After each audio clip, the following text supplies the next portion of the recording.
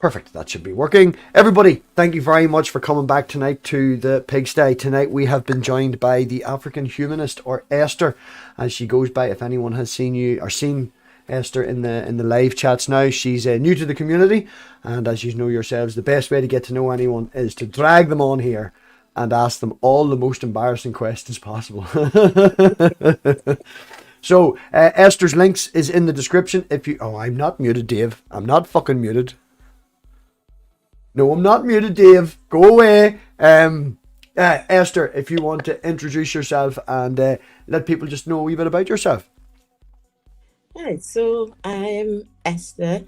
I go by the African Humanist on YouTube, and I'm fairly new to the community, but it's been a long journey. It's been, there's ups and downs, and I've had my moments of coming away from religion, and I had my angry moments. When you're angry, Yeah. how on earth did I believe all this stuff? How did I buy into this? You come out and think this is all bullshit, and how on earth did I believe this? And I think that anger made me start my channel. Mm-hmm. I thought, I've got to say something. I've got to, no, people can't carry on being fooled. And so, yes, I started my channel out of my my angry phase of deconversion. Yeah, I think a lot of us would go through that because we spend, depending on what time you leave at. I know that you left later in life, so having been in the church for that long, whenever you come out, it's like, what, yous motherfuckers, yous lied to me for so long. So there is that anti-theism that you usually find, the anger that you've been lied to for so long. Like, you've recently left the church this last couple of years. Last year, so still new, still Yes, a newbie atheist. Yeah. And I was an atheist before I left the church. I was still going and thinking, I could, just maybe pretend, or I could just go for the sake of God. But no, it wasn't working. It wasn't working. And as you said before, we started going live, having that community and having that group of people, finding us, it gives you that support. And whenever you're coming out of the church and you're in that stage of, questioning yourself, it's very hard to walk away, because you're not only walking away from the church, you're walking away from your community, your friends. If it's been this long in life, all these people, you wear your best hats on a Sunday, you've got together. Yeah. I still have my hats. Thousands, that's the 1,000 subscriber stream. Those are going to be really hard to get rid of. And you've moved to England, yes? Yes. You've moved to England a couple of years ago. 20 years. 20 years ago, yes. Was there a reason behind it? Was it getting bad where it was? Did you want to come to England, or, what brought you over to England, if you don't mind me asking? In the country where I lived, there was, at the time I lived in Nigeria. I'm half Nigerian. And I lived in Nigeria, and life in Nigeria was just unbearable. Women haven't got rights. No. It's a very misogynistic country. And my mom used to tell us all these stories about the UK when she spent, her life in the UK. And I just used to think, now that's the kind of place I would thrive in, because I'm very opinionated.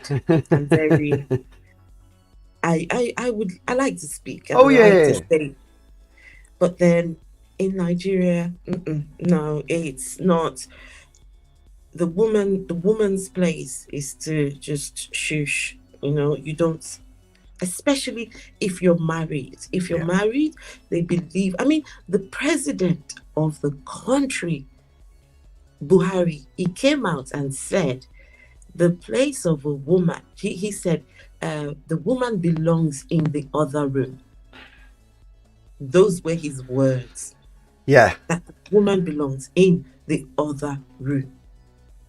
So can you imagine if the president of the country says the woman belongs in the other room? What hope have women got? Yeah, well, it's the same with making a reference to America and things like that. It rots from the head down. They look at their leader, they take points from the leader, and the country itself would still be a wee bit in development. Cultural wise, it still hasn't got to the point where women's have the rights. There hasn't been the women's rights movement and things like that, and it can be very, very difficult in to use a bad phrase, a backward sort of country like that. But it doesn't give the women the rights. It doesn't give you the opportunity to speak. Were you disappointed when you came to the UK? It's not always cracked up to be like. Oh no. Let me tell you, it's the best thing I ever did. Yeah. The best thing I ever did. Disappointed? No way. I think altogether, I've only been back to Africa only 4 times, and those 4 in 20 years, 4 times. I only just go for 2 weeks just to see my mom. Yeah. But she passed away last year. Sorry. So she passed away last year, and now there's just no reason to go, none at all. And obviously you've got your new channel. As I say, links are in the description. Everybody go down and hit that button and give it a view. The anger and stuff, was it, as you said, you wanted to stop people. You wanted to say to people, look, stop being so silly. This is what it is. I'm angry, that you've been through this. And you found the community that we have here. Did you have a channel before that, or did you see people in and around us doing that, and you were like, "Oh fuck it, I could do that too"? So, I'm not in the business of trying to change anybody's mind. No, none at all. Because that's not how I came to being an atheist. Yes. I saw things that made me think, and gosh, why? I started to ask the questions, and I think when you create doubt, when you drop that little seed there, it's up to the person now to build on that. Yes. My duty is not to, I don't want to change anybody's mind, but I want to make you see how ridiculous your religion is. I want you to see how the other people look at you. And then hopefully people would start to ask questions and think, oh really? I didn't think that. I didn't see that. I didn't, question that. Yes. And so before I started this channel, my channel, I only had a channel where I would go and watch videos. So I just used to watch and never thought, I just wasn't confident to come in front of the camera. Yeah. I still am not confident. So some of my videos, I'm not in front of a camera. I just say to myself, no, I'm not. No, I totally understand. Sure, I'm the fucking floaty head. It's only this last couple of months that I've started to show my face. It takes a wee while to build up that confidence. And fair play to you for doing it so quickly. I didn't get there that quick. I've only got a basic laptop and my phone. So, and I'm not tech savvy. I'm not tech savvy at all. I don't know how to do it. So anything I do is just basic, very basic. And so I thought, I need a place to speak, and a place where I can, the ridiculous things I find every day and see on social media, on Facebook. I want to be able to say something about this and, just let people see how ridiculous this is. So yeah, that's why I started the channel. And also, I can't remember whose video it was I watched. It was someone's video, and they said, we need more people speaking about, we need more atheists, and we need more people representing their so like myself, Black woman, and just people speaking. And Africans love their religion. The majority, they listen, they hold on to their religion for dear life. I remember you saying something in the interview with Jeff as well, the fact that they're under the belief that their church, is the real connection, as an awful lot of them do. But you know, Oh, yeah. I've never been, but I'd always wanted to go to like a Black American church. It's very energetic. There's a lot of energy in it. You can get very involved and very drawn up in it. Like, if I can say, Noxum has just sent a $5 in a super chat. Africans have identified corruption as one of their biggest issues in Africa. Can you answer if religion and corrupt officials act hand in hand? Absolutely. Yeah. That's absolutely. I put a video on my channel yesterday. The largest church in Nigeria. The vice president happens to be a pastor in that church. The vice president. Yeah, is a pastor in that church. So it's tied and, in. and apparently, during this lockdown, the pastor has just purchased a new private jet. He's just purchased during this lockdown, where people can't go anywhere, where the church is done online. The main man has just bought a new private jet. Now, Nigeria wouldn't be one of the most richest countries in the world, like, you know, the actual people themselves. Nigeria, for 2-3 years in a row, is the poverty capital of the world. Yeah. But there are churches on every corner. Every corner you go to. In fact, I've got a video on my channel, and the title is 8 churches in one building. In one building? So, yeah, in one building. It's about 4-5 story high building. And in that building, there are 8 churches. Is it how many? 8, yeah. In one, because there's church everywhere you go. Yeah. And if your country is the poverty capital of the world, and you people are so religious, then it's clear that it's not working. The church is asking for money. The church says, give us money, we can help you, we can do this. But as you say, it's not really going back into the people. The man just bought a brand new bloody jet. And you know something? The president, he came up. There was this new law that came up in Nigeria called the Kama Act, and what the Kama Act was about, just making businesses and private organizations a bit more transparent. And many of these churches are registered as a business. Mm-hmm. And so if they find corruption in your church, the government can come in and put interim officials, right, to make sure that. And so when that Kama Act, the president signed that, yes, I want this Kama Act, the pastors, there was an uproar with the pastors, and they said the Kama Act was an attack on the church. But hang on, how is it an attack on the church when the Kama Act is for all businesses? It's for anyone registered as a private organ. As long as you're registered as a business, you come under the Kama Act. Mm-hmm. And guess what happened? They caught corruption. No. The man who owns the biggest church in, like, the one who, he straight away went to see the president, had a private meeting with the president, and a wee word in his ear. We're still waiting to hear what was the what was discussed. If they've nothing to hide, there shouldn't be a problem. It should be the same with any other business. But as we just discussed, the money is not going back to the people. You know, the idea is with a business, you have a product, you exchange it for good. You know, you have goods or a product or a service, and you exchange it for money. But with the church, you're giving money to support the church. You're giving money to support that and hoping that something good will come out of it. But they're just lining their pockets. Mm-hmm. So I think because my formative years were in Africa, and that was where my indoctrination and my brainwashing took place.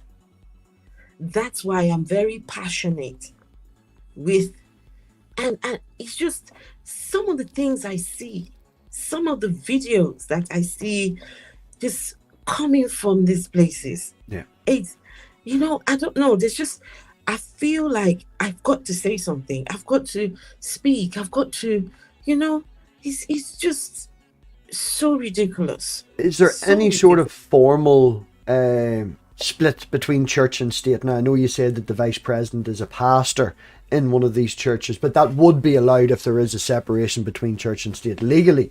But, is there any sort of formalities like that in Nigeria, or? So Nigeria is not just Christian. They're Muslims, Mm-hmm. and it is a secular state. But because the majority of people are religious, Yes. so you have to identify with one or the other. And if you want to progress, if you want to do well, you've got to identify with a religion. Yeah. Otherwise, you have no hope. So when you say the president is a Muslim, the vice president is a pastor. When they start Congress, what they call Congress, when they start the in the House, they say prayers. They pray Yeah. before they start. I've got a video of the police officers. Police officers were in their uniform on the street, and they're singing praise and worship, right? Singing and dancing and singing praise and worship during the day in their uniforms. Yeah. So there should be a separation of church and state. So that's supposed to happen but only on paper. Yeah. Yeah, only on paper. So because there is such that majority, like even here in Northern Ireland, as you say, for you to continue on, you must identify as one as with the other. We, as I said, I recently started a new job, and we have to fill out a form at the very end, and even the person interviewing you is not allowed to see it. You literally have to take it out, and you have to identify on the sheet whether you are a Catholic or whether you're a Protestant, to make sure that it's an equal opportunities employer. Even though I personally don't identify by any religion, I have to mark down on this page, am I part of the Protestant side, am I part of the Catholic side, so that they can go forward legally with an equal opportunities employer. So I've just seen a comment about in Nigeria killing witches and their cats, right? Now, that's another big problem. That's an actual problem that you have, is killing witches. Animals have it really bad. Cats, birds, or just any strange looking animal. I don't know why on earth they would see a cat and automatically think it's a witch, and that cat is killed. If a bird flies into someone's home during so say we're talking now, and a bird flies in here, automatically they would say that bird has been sent to come and do damage. And let me tell you, the people who push this is the pastors. So it's very superstitious as well. The pastors tell the members, oh, your mother is a witch. Your father or your auntie or your sister or your innocent people have been killed because the pastor said something.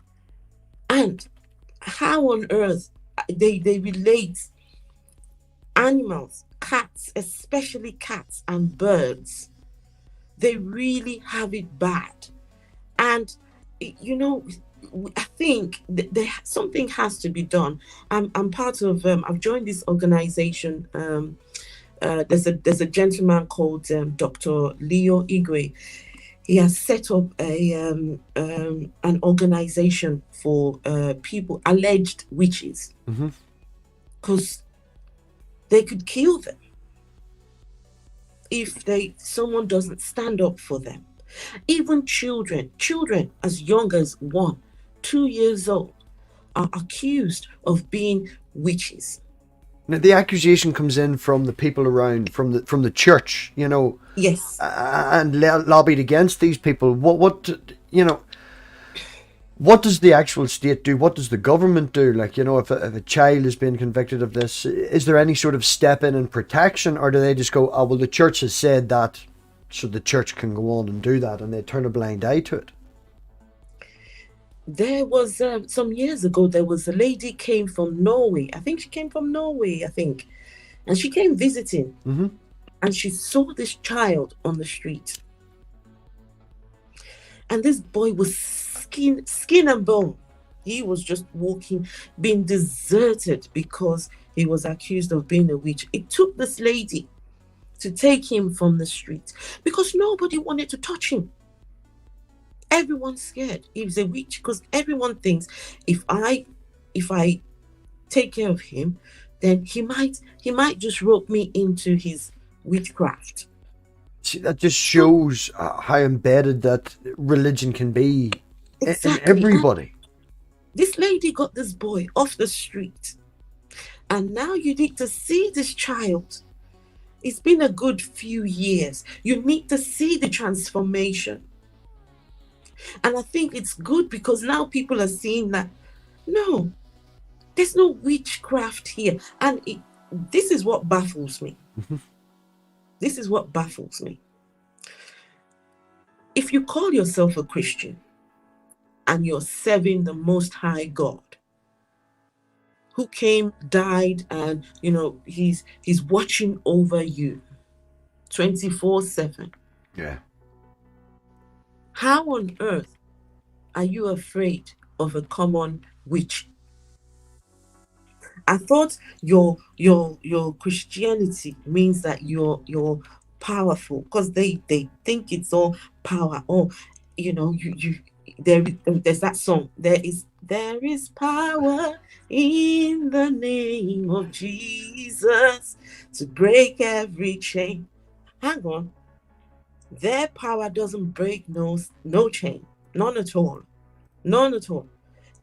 The Christians, they're this, you see, scaredy cats. If they see, they're the most afraid. And I don't understand it. I think that it's a fear thing, right? So you're in the church from a very young age. You've been indoctrinated. I don't really like that word, but it is what it is. And you've been brought up with these ideas and these thoughts that, God exists. And it's not that someone directly said to you, and again, I don't like using these words because Christians can take offense by it, but magic. It's blood magic. It's basic blood magic is what Yahweh, God, whatever you want to call him is. That's what the idea is. Sacrifices, Old Testament sort of stuff is blood magic. And putting that foundation down that magic is there. If good magic exists, then bad magic has to exist as well. And that's where you get your witches. Now, I know that cats have usually been tied in with them. It's more of a cultural thing. Again, not skeptically thinking, not critically thinking, taking the fact that if God exists, then magic exists, then witches exist, then the devil exists. So all these things exist. I need to be afraid of them. Drives the fear to keep you going back to church, to give them the money. He needs a new airplane. Yes, the fear. Yeah, I find it very, very. We would be Presbyterian. I was raised a Presbyterian over here, and Presbyterians is very, you're going to hell. It's not the wonderful this, that, and the other. It's be afraid. Be very, very afraid. And I've had, I don't know if poor Granny's still in the chat, but I've had this conversation with my mother, and it basically, and I've been nasty enough till her after about an hour, and I was like, so it basically boils down, you're just afraid to go into hell. That's why you're a Christian, because you're afraid of going to hell. And it shouldn't be that. Fear is not a good driver. You want somebody to do something for you. Dictatorships and things like that, they may have power and they may be able to control the masses, but then people are doing that under duress. Absolutely. And with the Christian God, and especially in a less developed culture like Nigeria, the fear that the church brings upon you is you're going to hell, but we can save you. So they are pushing the fear, but at the same time, they are the one there to save you. dragging you in and taking control of you, taking control of your life, as you said, with the child on the street. And question from Aaron Charioteer. Ask Esther, how many Christian missionaries are there in Nigeria? So there are not a lot of missionaries left in Nigeria. No, there's no. In fact, what has happened now? The missionaries, they've packed their bags and left. They've left the religion, and the religion has been mixed with culture and mixed with just everything you can think of. And now every Tom, Dick, and Harry wants a piece of this thing. Yeah. So a lot of the pastors don't go to seminary school or theology school. No. They just wake up one morning and just decide, I've been called. I was going to say, I heard God's voice. Yeah. They get the Bible, right? And then a small gathering, and before you know it, that gathering grows big and big and big. So now, let me tell you, the situation of things now is, because a lot of people leave Africa for a better life, they go over to the US, the UK, Canada, and all these nice countries. Now the pastors realize that their members are in all these places. So now what's happening? The missionaries are leaving Africa and coming this other way. Yeah. Right? Because the pastors want a piece. They want some of the dollars and the pounds and so when I came to the United Kingdom, I was told that what they worship here in the UK, they're not worshiping God. They're not worshiping God at all. That they're what they're worshiping, they're devil worship. And that was so that you carried on going to the African version of church. Stringent, very strong, very strict. Yeah. And so what they started to do was to start to open their branches in lots of different, they want to have churches all over. And why? Because each church has to remit the tithes and offering. So if the pastor receives the tithes, a percentage of that is sent to back home to the pastor, the main pastors, right? So that's why now the missionaries, they're no longer in Africa. Now the missionaries, the churches are sending their missionaries over this way. I know one time with YouTube gives you, the algorithm works for you in live, and I've got Christian this and all the rest of it. We're in this topic, and sometimes certain live streams have been promoted, and I think it may have been Mand or Dave that I sent a link to, and it was definitely, it was an African sort of, and he literally was sitting there, and there's about 500 people in the chat, and they're donating money, and he sat there for a half an hour going, bless you, bless you, bless you. That's all he said. People would send him money, and he would give them a blessing. And that's it. He just repeated, bless you, bless you, bless you. For maybe how long? I watched it for about 20 minutes. Tried to get me a wee bless you. No, you had to send money. You had to send it in a super chat. The church is the same all over. Look at that guy from America. What do you call him? The crazy one that did that funny laugh about Biden whenever Biden won. Oh, what's his name now? That one. Oh, I can't stand him. Yeah, he got the new plane and the woman approached him at the car. Yeah, it's the one that was blowing COVID-19 away. That one. Oh yeah. Well, there's a few of them doing that, But the whole idea of prosperity church, it's taken on in America, that idea of the prosperity church. I don't know whether you can commend them for being honest about it. Look, we're just going to take your money. Just give me your money. But there's so much of that happening with the church. As you said earlier, Nigeria is one of the poorest countries, if not the poorest country in the world. The poverty capital of the world. Poverty capital of the world. And Kenneth Copeland, thank you very much, Ricardo. Yeah. That one. Taking advantage of people like that. What is the something I wanted to know about is a video I watched before of a lady who was a member of the LGBTQ, and the pastor was very against her. As you say, it was demons and it was evil and things like that. Do you find that there's an awful lot, would they be against that? Is there an awful lot of persecution against LGBTQ and things like that as well? It's not just the women over there. Is the church ingrained that much into society that they believe that as well? It's not just the church. So LGBT it's a culture thing as well as a religion thing. So if you're LGBTQI, you lived in Nigeria or in any other parts of Africa, you not only have the culture to contend with, you've got your religion to contend with, and there's just everything is up against you.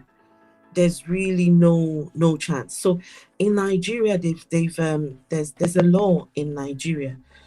Nobody has been convicted yet, thank goodness. But it's 14 years. Is it 14 years? Yeah, 14 years. If you are caught in the act, so you can dress, you can be flamboyant, effeminate, yes, as a man, but then if you're caught in the act, it's 14 years in prison. Yes, 14 years in prison. And I was in a group chat a month ago, and we were talking about this cross-dresser in Nigeria. I think he's doing well. He's breaking a lot of the ideas, but he can't come out as gay. He can't. He just says he's a cross-dresser. And the people in the chat, Christians, these were Christians, they were calling him an animal. And I said, how dare you? Isn't your Christian religion supposed to be one of love? Are you not supposed to love everyone equally? And this gentleman replied and said, yes, but not people like that. Our culture does not permit it, and I do not. And this person who was talking lives in the US.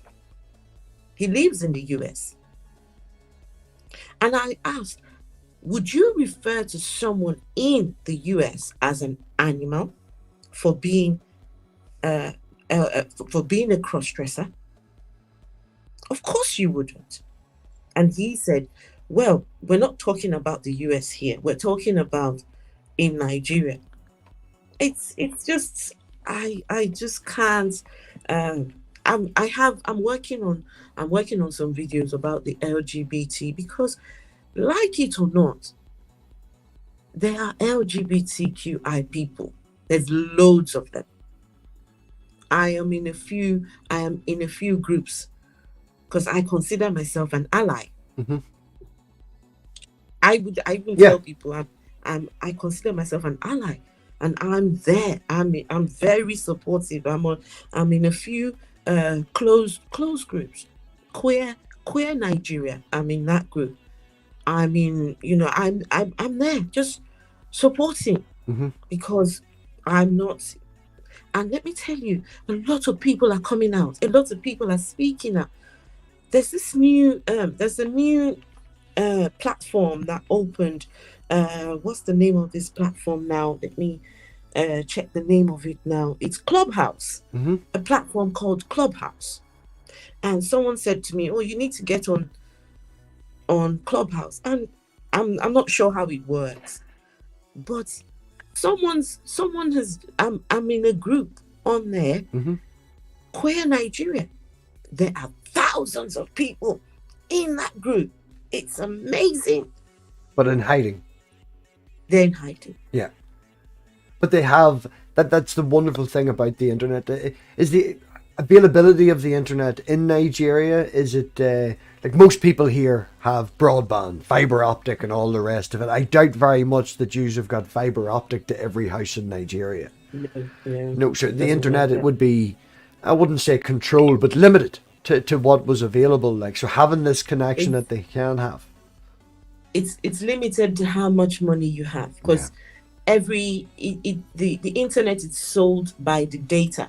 So Hmm. you can have 1 gigabyte and you buy them in the data. So when your data runs out, that's it.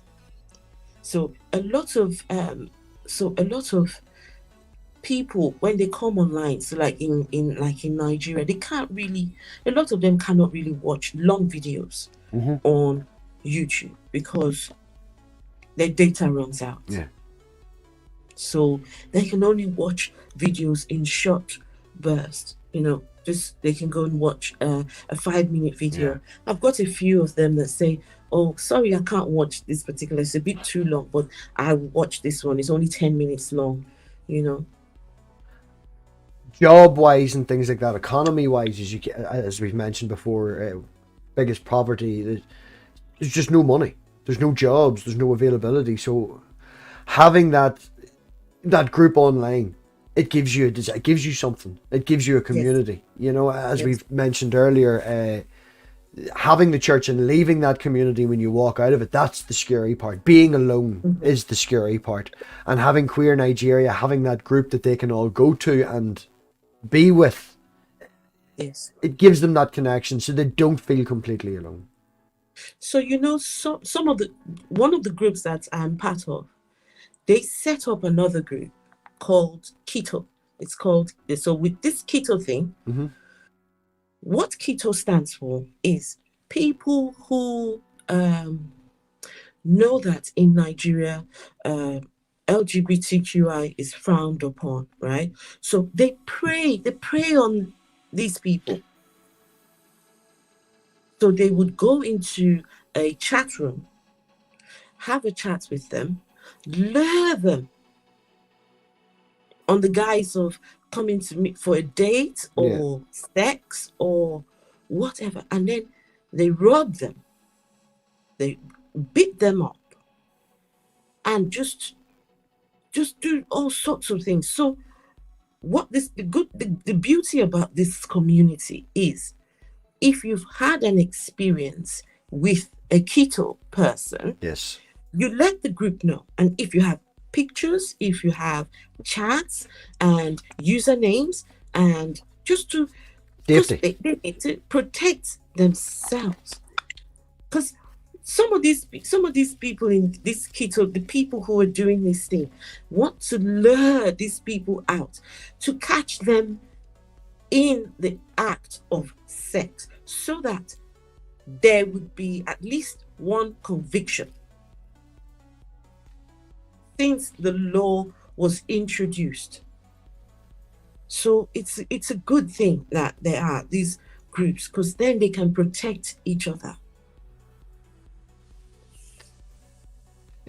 The fact that places like that still exist, you know, it really is something that we want to do. It's something that we're trying to do here, is to connect everybody online and to have that group. Like when I first came on here, one person in real life I knew, you know, from the Mm. community, and it was a friend I dragged along with me, you know.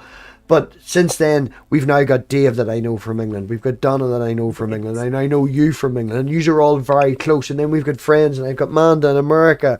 And, you know, and we've got people like Sammy in Australia. And bringing us all together, trying to make these connections. Because now it's got to the point that, you know, once the COVID's obviously all over and done with, like, I could go over to England and we can sit together. We can get together. We live in the same country. We can try to affect and change the laws that we can here, and creating a community like Queer Nigeria and having that together, it gives them a base. You're not just one person screaming into the void anymore.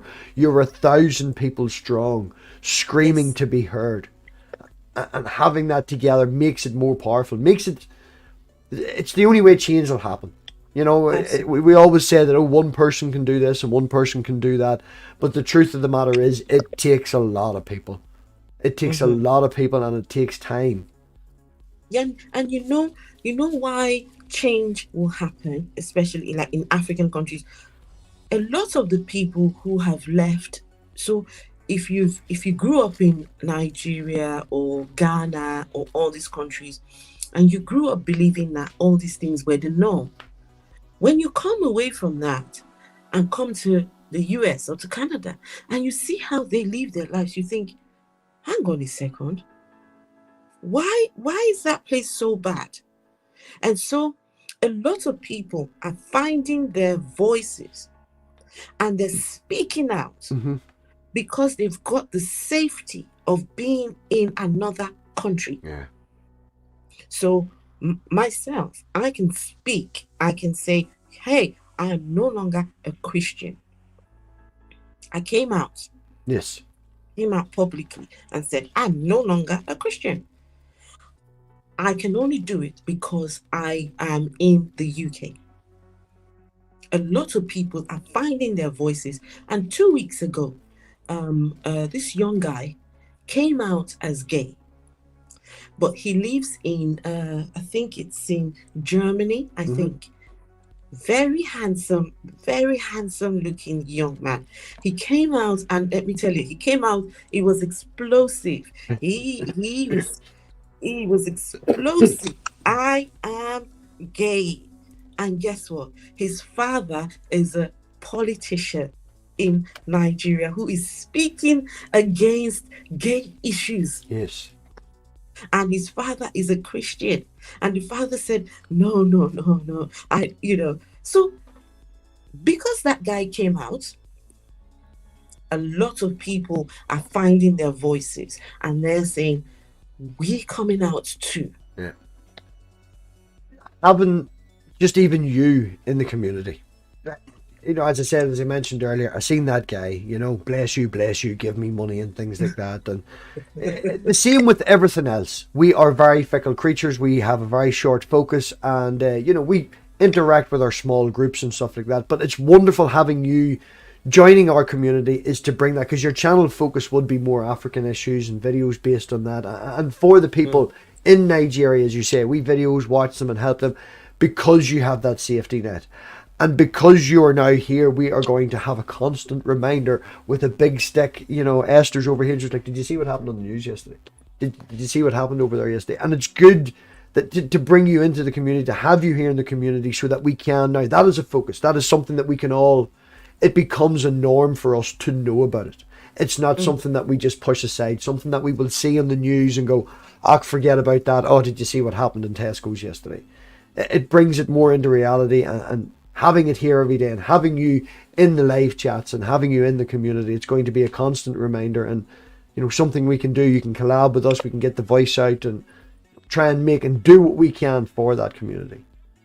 Now, it's good you said that. I don't know if you did you hear about that boy's body that was found in the River Thames? I did not know. I don't watch really an awful lot of news, but no. So some years ago, this boy, it wasn't all of his body. His body had been decapitated. And I'm not sure if they did find who he was. But it looked like he had been done for rituals. And he was a black child, African origin. So this is the United Kingdom. Yeah. The people have left Africa, but they've brought along with them their religion, their own form of Christianity, Islam, whatever. And when they come here, they're not ready to change. They're not ready to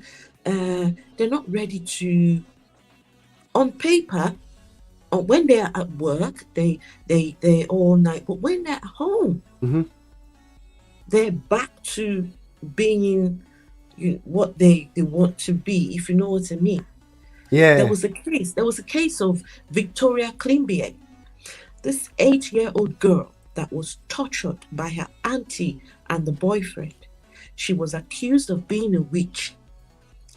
she was tortured, and this girl died because the auntie and the boyfriend, the religious beliefs made them think that this girl was a witch. So these issues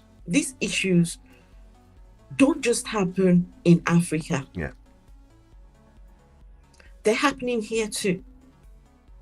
Now, when I was going to the African version of church, because I sing in the choir. I've always sang in choirs. And I one time I led a choir because I love singing. And when I stepped foot in the Church of England, that was when my deconversion started to happen. Mm-hmm. Because I started to ask, if these are Christians and these are Christians too, why are they so different? Why do they believe so different things? And I couldn't just figure out how, why. And so the more I went and the more I asked and the more I inquired, I started to realize, this is bullshit. Absolute bullshit. Yeah, with the step down from what you're used to in a Nigerian church and that sort of church. It was a step down. Yeah. But I think because it was a step down, then now I could think, now I could ask questions. Because over there, you're not allowed to ask any questions. Yeah, it's just acceptance. And you're a woman, you belong in the other room. Oh, you belong in the other room. Have we any questions anyone would like to ask Esther? We have one from Crafty. How many communities in a host country help with the religious attachment?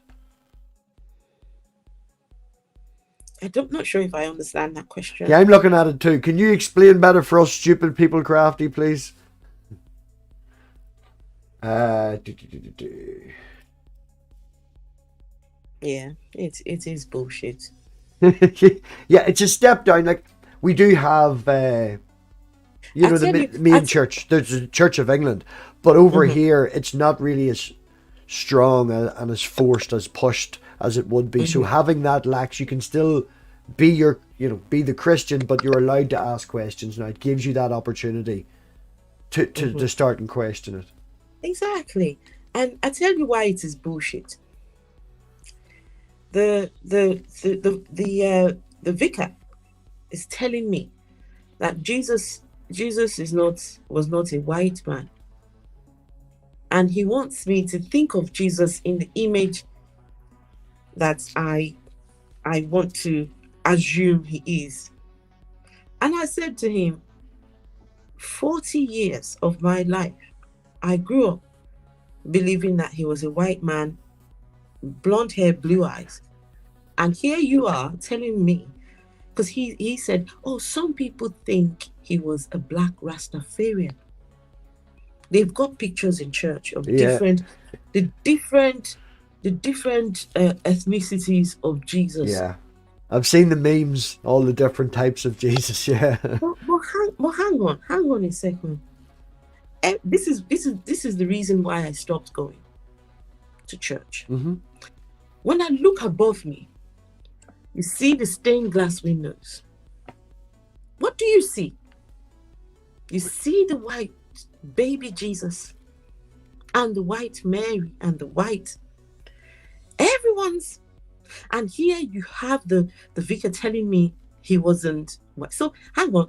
So wait, I'm supposed to pretend that that's not up there? I can't pretend. I'm sorry. Can't do it. No, it's a cultural thing that's just been ingrained so much. Like the BBC did a great documentary and actually, got a facial reconstruction from someone from that time. And yeah, he's not white. Oh, really? Really? Yes. Oh, I would love to see that. Yes, it's a BBC documentary. I'm sure it's available probably on the iPlayer or somewhere available. But yeah, they did a whole facial reconstruction. I think it was your girl Roberts did it. And yeah, I tell you, he's not white. No, he's not white. Question from Dave, which is a great question. What is a girl's education level like in Nigeria? Interesting. It depends what part of Nigeria she's in.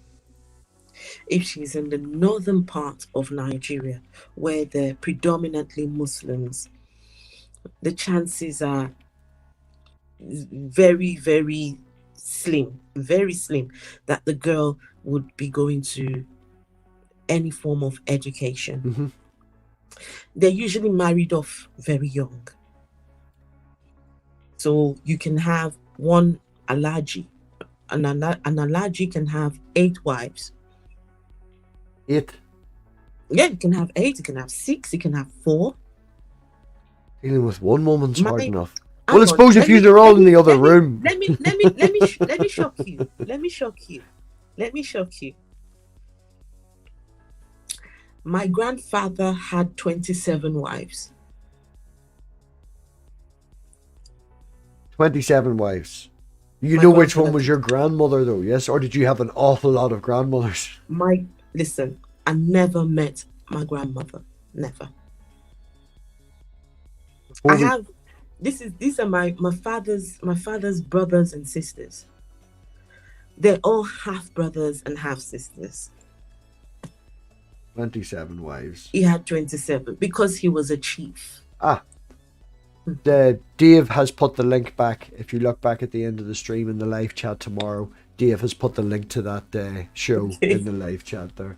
A question from Aaron Charioteer that did ask it earlier, man. I noticed, and then we went on to a different topic. How much influence does Islam have in Nigeria? A lot of influence. Because now you have the Boko Haram. The Boko Haram claim that they've come to clean up Islam. This is a group. Yes, they are a terrorist group, and there are some parts of Nigeria that have the Sharia law. Mm-hmm. Yes, I understand what you mean by the Sharia law. Yes. Some states in Nigeria have the Sharia law. So the people there are predominantly Muslims. Now, there are talks that there's some people who want to Islamize Nigeria as a whole. I don't think that's going to happen. No. But the Muslims have a lot of influence because they have the money. And the president is he's from those parts. I think the president has about 2 or 3 wives. I'm not entirely sure. But no, yeah, because he's Muslim, and the religion tells them that they can have as many wives as they can look after. So the richer you are, the more wives you can have. What was it? Somebody Yes. put in the chat. Who was it? Ricardo. 27 wives. That's a family-run brothel. Yeah, my grandfather. Yeah, he was 27. And when everything was all said and done, he only had one left with him, just one. But they all fucked off and left him. The others had died, some had run away, and some had just I can't do this anymore. And then the one who, okay, so he's my grandfather's 27th wife, her last child, and me are the same age. Mm-hmm. So she's my auntie. Well, she's same age as me. Same age as you. A question I wanted to ask, and something you made reference to earlier, is an awful lot of young girls being married. You know, Yes. I doubt very much. Was your granda minted in it, well hung, or did he just find an awful lot of was he married to them children? Were they married off to him at a young age? Did he have financial incentive, or if they're young and they're being married off, it's usually to give to someone to look after, if you understand what I mean. So he Yes. was obviously, with 27, he was somewhat financially able to support these. They're not trying to say it without sounding like an asshole because he's your grandfather, if you know what I mean. No, he was an asshole. Were a lot of them, when they were originally married to him, married off at a young age? And were they married off like a family marriage? It's like we have the daughter, not so much arranged, if you get what I mean, but if you can see the point I'm going for. I I see where you're going. And a lot of people are poor. A lot of people are in abject poverty. So marrying off the girl child to the chief of the village, or the biggest politician in town, or the governor, or whatever, it not only gives them money, Yeah. but it gives them some kind of Status. status. Yes. So, and you see, if you're in poverty and someone's telling you, go marry that man, however old he is, and you're no longer in poverty, a lot of people will go for it. It's a big Because driver. there's no welfare state. There's no welfare state at all. So if you're ill, you had to go to hospital, the hospital will tell you your money first before we treat you. Someone's been shot on the street, and they rush to the hospital. The hospital staff will tell you it's going to cost you, and before we're going to remove the bullets, we want a deposit. Because there's nothing like insurance, or like what we have here Yeah. here in the UK. You got the NHS. No, no way. Question from Randolph. Does the church congregation in Africa that ate grass, he says it was a few years ago, do they still do that, and was it a hoax or real? Um, a lot of things you see on the news is doctored. A lot of those things, Yeah. and particularly, sometimes these pastors just want clout.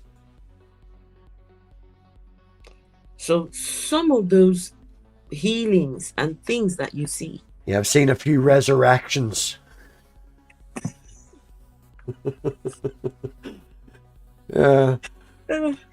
some of those things you see, the people in there are in on it. Yeah. It's all a show. Mm-hmm. They take these pictures, they take these photos, they take all these things, and then they put it out there. Yeah. Why? Some gullible people will look and say, oh wow, this really happens? I'm going there next week. To get people to go. Yeah, that's it. Yeah. Some people, I have people telling me, miracles happen there. And as long as there are miracles happening there, I'm there. As someone told me just last week, I said to him, your pastor hasn't healed one COVID patient yet. And he said, oh, but there's been miracles. This year alone, there's been 150 miracles. So An awful lot of miracles. Some of these things are designed to fool some people, and it works. Because some people, I don't know, just some people, that kind of thing gets them. That kind of thing, they gravitate.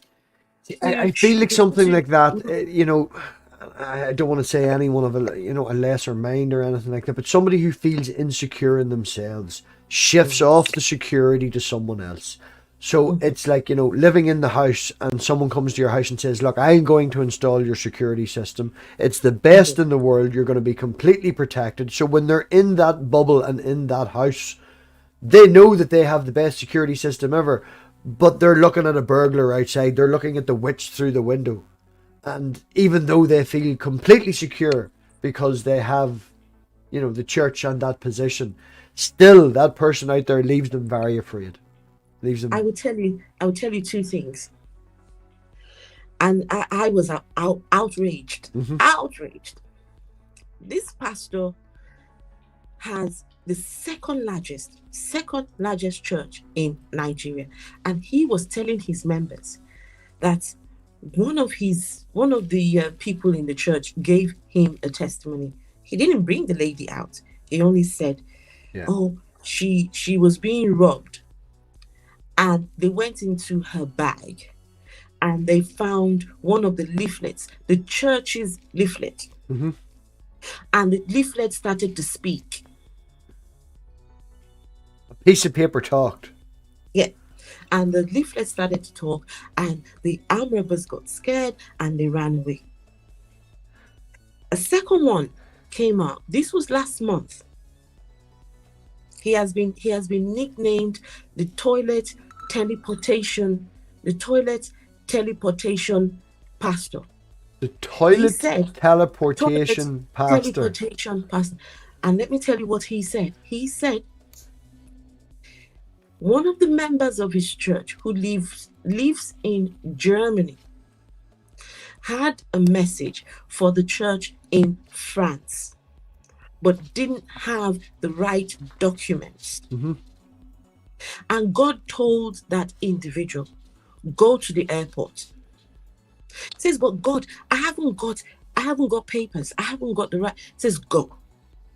I'm sending you on this errand. You go.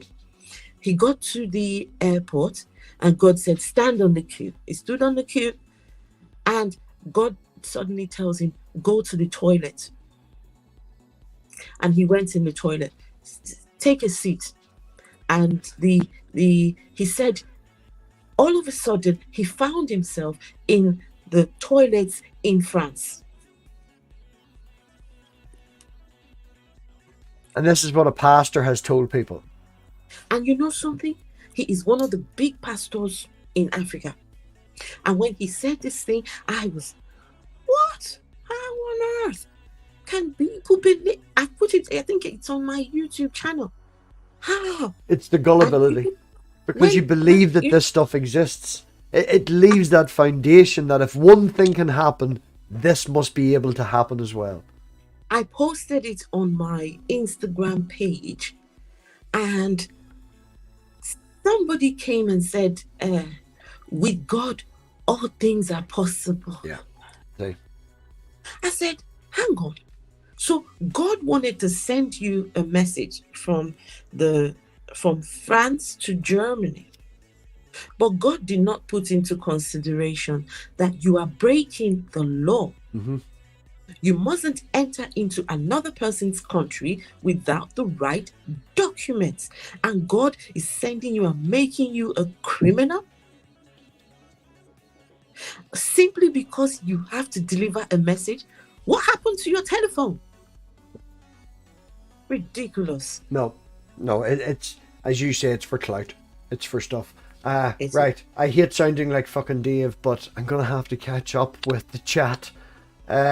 Question from Crafty. Is the FGM situation getting any better in Nigeria, or is it still as high as it has been in previous years?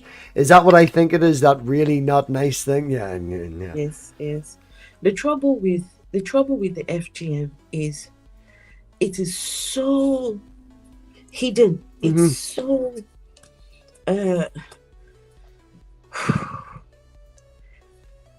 when they do it, they don't make it public. Yeah.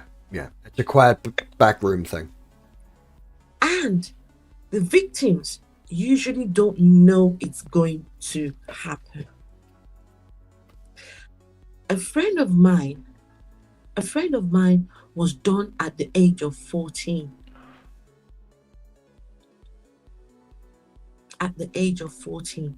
And she said she was told, come on, we're going to Auntie so-and-so's house.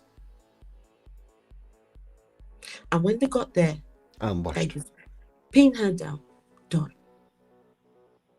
So it is prevalent. It's still going on. But it's so, how can you break into a community? How can you break into people's beliefs when they believe that doing it is to curb the woman's sexual desire? Gain more control of the woman. So she doesn't go off with all sorts of different men and bring shame to the family. How can you? They think in their minds they're doing it to protect the family. They don't want to bring disgrace to the family. They see it as a good thing. They see it as a good thing. A protective measure. How can you then, unless of course, the people who, victims, when they come away from that community, say they come to the UK, to the US, or countries where, then they start to speak about their experiences. Some of the women have horrible. Some of them didn't recover because the jobs, it was botched. They did a botched job. Like I'm guessing very much so that when your friend went to her auntie's house, there wasn't a medically advised doctor there. It was probably Uncle Joe with his rusty knife from the kitchen. But and let me tell you what they said to her afterwards. In that particular some communities do it when the child is a lot younger. Yeah. Or some communities do it when the child is older. You know why? They say when the girl remembers the pain, the tendency is she will not be promiscuous. She would not be going. We're going to wait till she's slightly older so we can guarantee that we fuck her mind up. It's... Because my friend told me, I don't feel anything. I don't feel.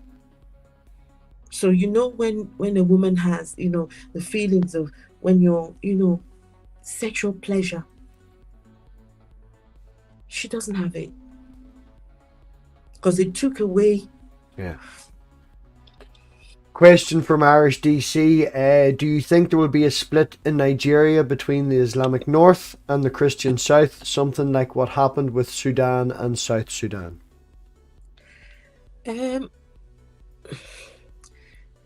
If that's going to happen, it's not going to happen anytime soon. The North, down south, have a lot more resources.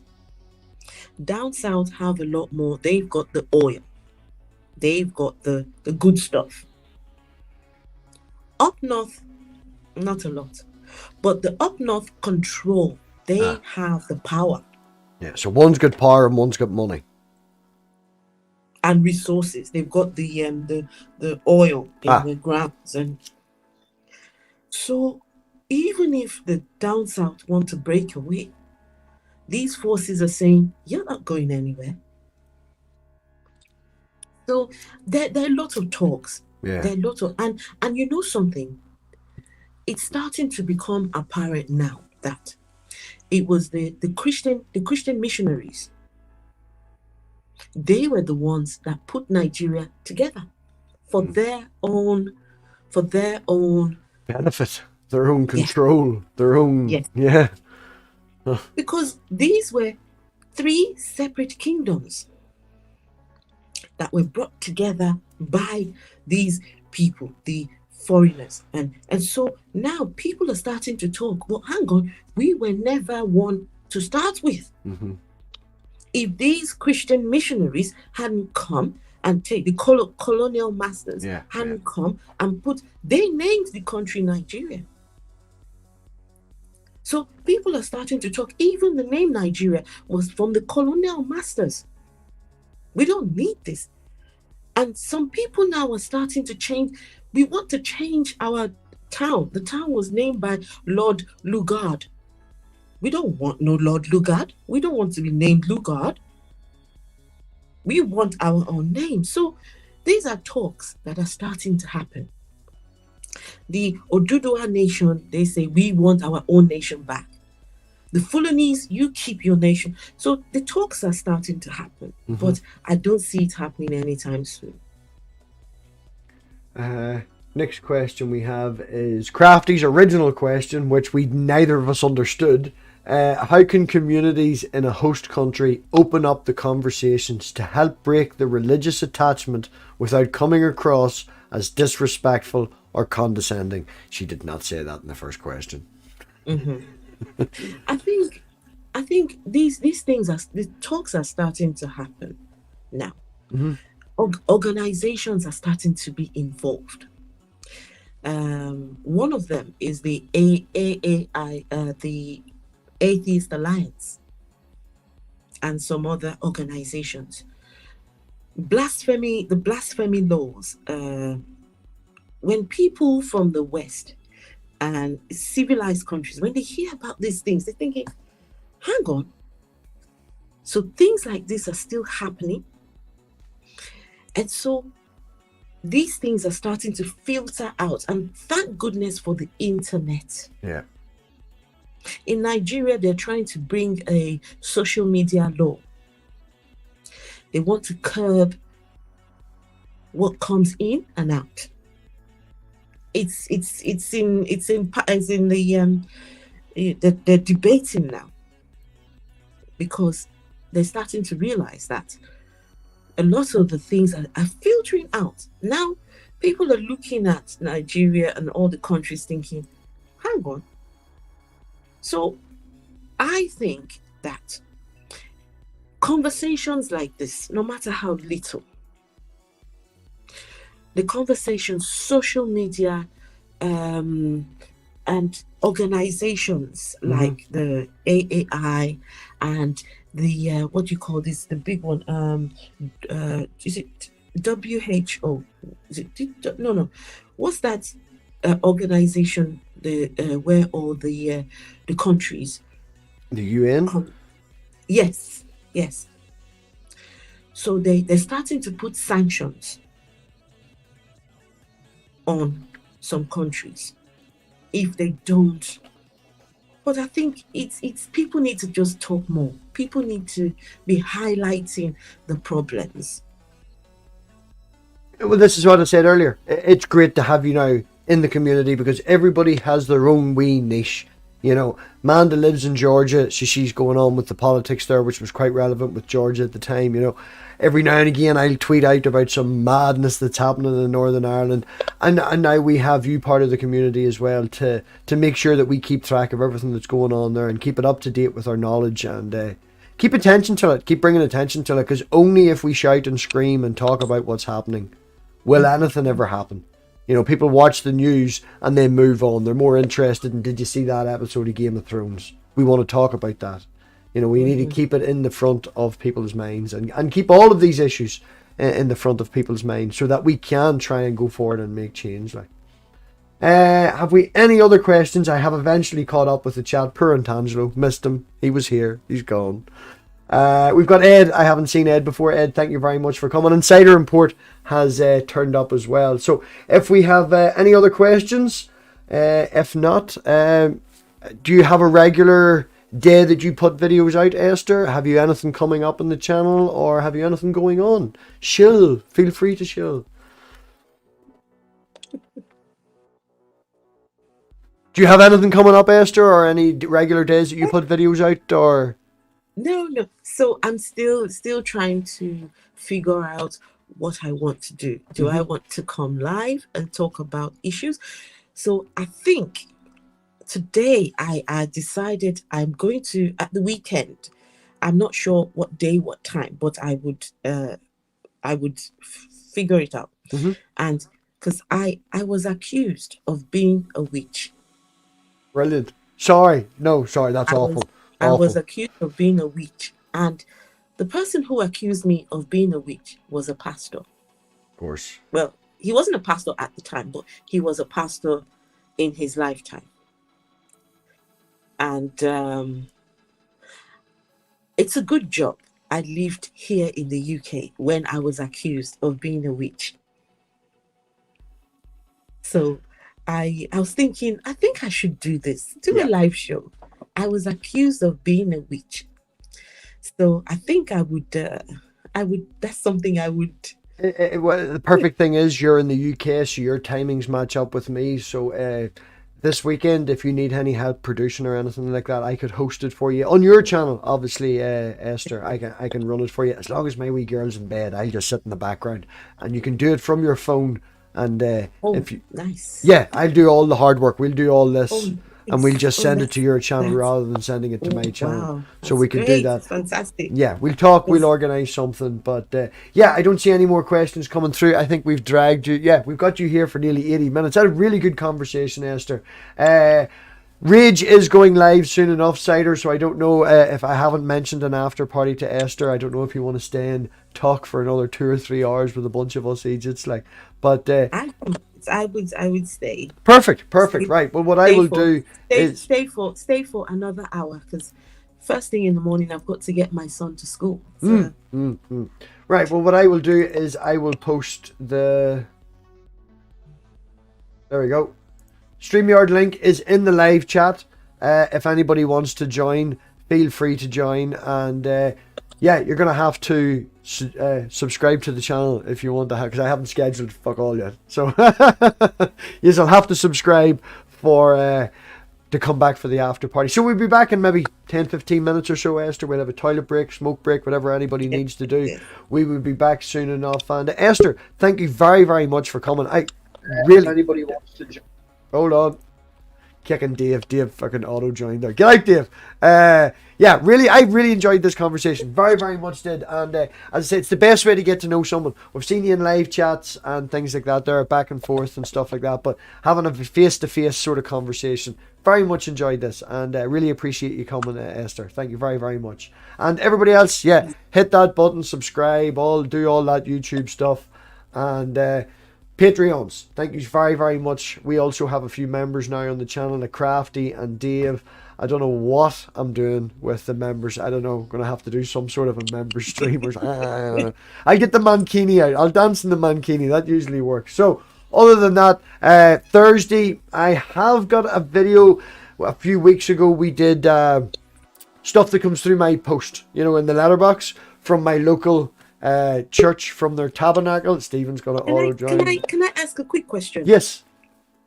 What's the PigSty? I've been seeing something about Esther's coming to join what's the PigSty? The PigSty is the channel. So where you would have.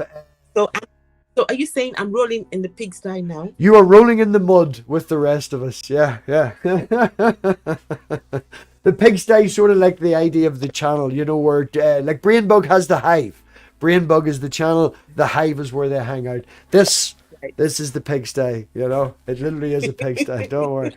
So yeah, huge thanks to the Patreons, the members, everybody that actually contributes to the channel. It really, really has been a massive, massive help lately. Jobs and stuff like that. And other than that, we will be back in 10-15 minutes. So appreciate everybody. Thank you very, very much. And we will oink. We will out. And thank you for yourselves, everybody.